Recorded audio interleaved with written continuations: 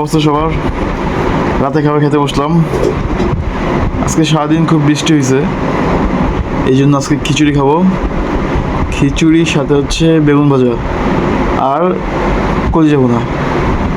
এটা আমার ফেভারিট। প্রথমে কলিজাটা নিই।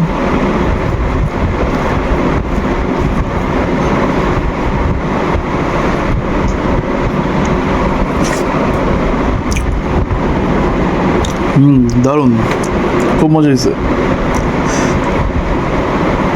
বৃষ্টির রাতে এটা একদম পারফেক্ট একটা খাবার।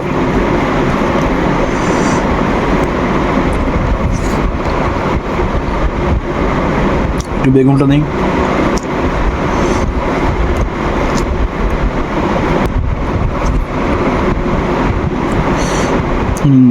মজা। That's all for now. আল্লাহ হাফেজ।